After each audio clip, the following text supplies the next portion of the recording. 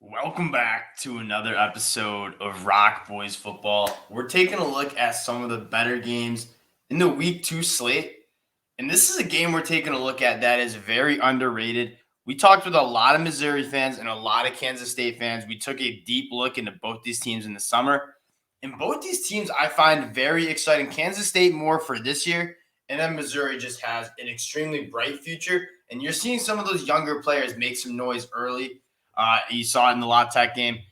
Before we get into it, though, again, just want to say thank you guys for all the support you guys have shown the channel. Love talking college football with all you guys. I'm learning more about your team. So if you guys do like the content, you do like talking college football, consider subscribing to the channel.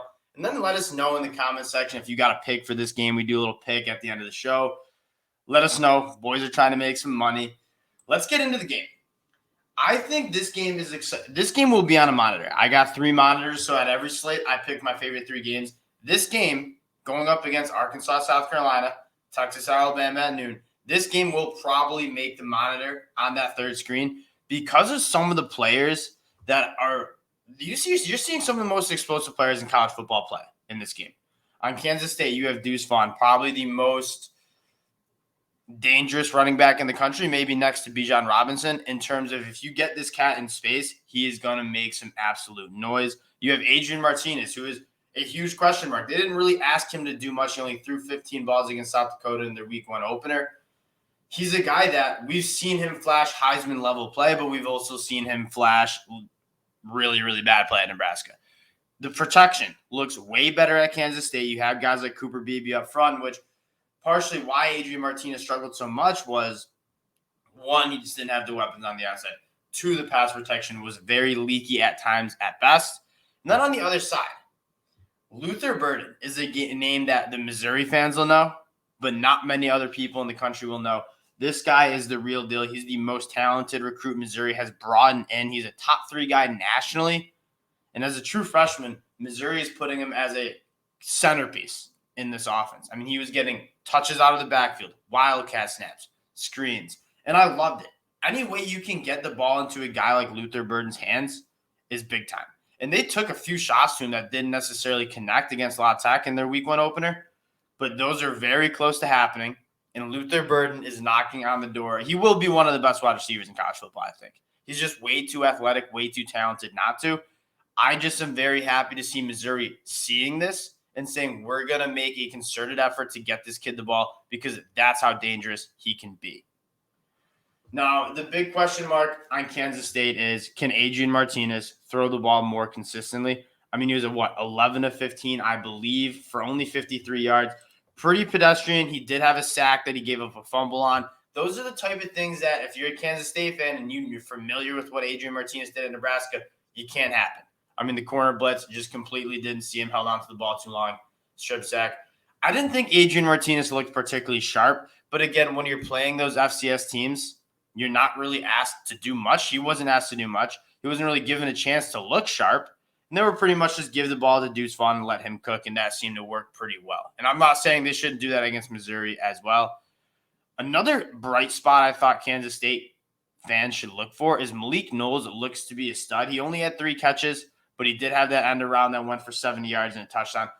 He's another guy that on the outside you want to get the football to. He was, I believe, their 3rd leading receiver last year next to Deuce Vaughn and Phillip Brooks.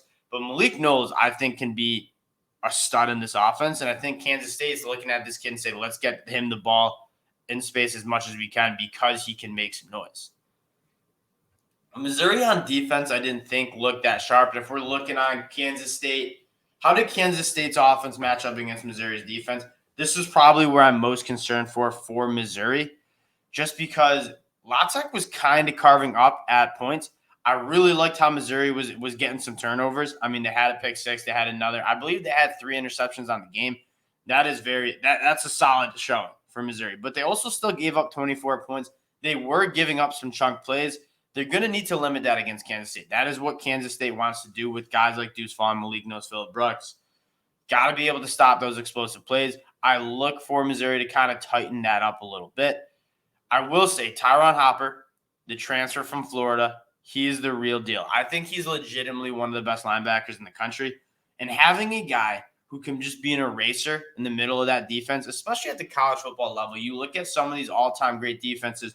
I always think about how good Michigan was because of a guy like Devin Bush. Then when Devin Bush left, the Michigan offense or defense, looked completely different. Having a Mike linebacker who can fly around the field, rush the passer, tackle in space is so important, and I think Hopper can do that for the Missouri Tigers. So I'm very excited to see that matchup and how well he can tackle Deuce Vaughn, how well he can tackle Adrian Martinez. On the other side, what I liked about Missouri's offense is Brady Cook. They're using him more with his legs. Connor Bazelak, I think, capped this offense and what Eli Drinkwitz wanted to do a decent amount last year. I think Brady Cook, who, yes, he has a good arm, but he's also a runner who is a willing runner. I mean, he doesn't slide. He's a runner that runs with intent. I think that's going to open up some stuff for Missouri. And I also like the transfer Nathaniel Peete coming over from Stanford. I thought he looked very good in the few carries that he got. I believe he went 8 for 72. This is a really even matchup. Missouri goes on the road to Kansas State. You see the ticket price. That's one of the things that jumps out at you. That's an expensive ticket.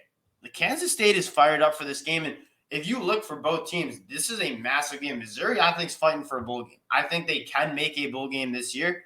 I think it's going to be difficult, obviously, playing in the SEC. And they're a couple of years away from really competing in the SEC. I think most Missouri fans would agree with that. But if you can make a bowl game, get those extra practices in December, I think that really kind of springboards you into 2023. And I'm not telling Missouri to just skip this season and look ahead, but I do think the most exciting part about this program is where it's going with how good the recruiting has been. Kansas State, on the other hand, I think is a dark horse to win the Big 12. If all these pieces come together, I love their defense. I think they have very good ball players on all three levels of that defense. I think it can be one of the best defenses in the Big 12. Kansas State, if all the pieces come together, can win the Big 12. I'm not saying I'm picking them to win the Big 12, but if I were to pick a dark horse, it'd be Kansas State or TCU.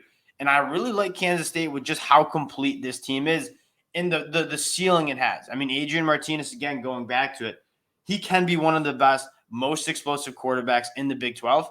He's just got to limit the mistakes and be consistent. And you saw him miss a few throws against South Dakota week 1. If he can clean that up, this offense has a ton of potential. This is, in my opinion, by far the best talent he's been surrounded with in terms of running backs, wide receivers, protection from the offensive line. With a good defense, this team can be a dark horse team, but they got to take care of business. Missouri's a solid team. Coming into your place, you need to take care of business. Let's take a look at the spread, get some picks off the board here. I don't love Kansas State having to cover inside of a touchdown. I'm not really itching to take either side on this game because I do think Kansas State's probably the better team. They're at home. I just don't know if I want to take them to cover outside of a touchdown. The number that's jumping out more at me is the over-under. I got burned on an over-under last night against Florida State LSU. I think both these teams can move the ball. I wasn't that impressed with how good Missouri's defense was. They're kind of more reliant on takeaways, it seems, than they are stopping people. And so that means either giving up yards and giving up scores or getting short fields for your offense. I think this Kansas State team can be very explosive. We saw them be very explosive in South Dakota. They weren't really asking to do much, but the end around to Malik knows, the runs to Deuce Vaughn. Adrian Martinez will get loose for some runs. He didn't get loose against South Dakota, but I promise he will get loose at a point against Missouri. I think Kansas State can be explosive. And then Missouri, that is their offense. I mean, getting Luther Bird in the ball in space. Nathaniel Peete looks like a very good running back. I think both these teams are going to have explosive offenses. The over-under at 55, you're asking me to get, 27, 28 points from both teams? I think both teams can go over 30. I'm pretty comfortable with this take on the over. But again, I just don't know if I'm taking a side because Kansas State, yes, is the better team, but we did see some favorites struggle to cover the spread this week. And I just don't know if I'm comfortable taking Kansas State. I think this game will be a little bit more of a dogfight than anything. So I'm not taking Kansas State to cover the spread. I'm taking them to win the game. If you were to place a bet on this game, I'm probably going over. I really did like how well both offenses. I mean, Missouri went for 560 yards. Kansas State went for almost 400, and they kind of called off the dogs a little bit. And they did give up 270 yards to Missouri or to South Dakota. That's my pick. heading into this game. It will be on my screen. Both these teams are extremely interesting to me, and I want to learn more about these teams. You didn't really learn too much about Kansas State playing an FCS opponent. Very excited for this game. Again, we're going to wrap it up. I appreciate you guys for real. Just all the support you guys have shown the channel. Again, I love making these videos. I love talking ball. So if you do like the content, it really does help the boys out if you subscribe to the channel. And we'll talk to y'all later. Peace.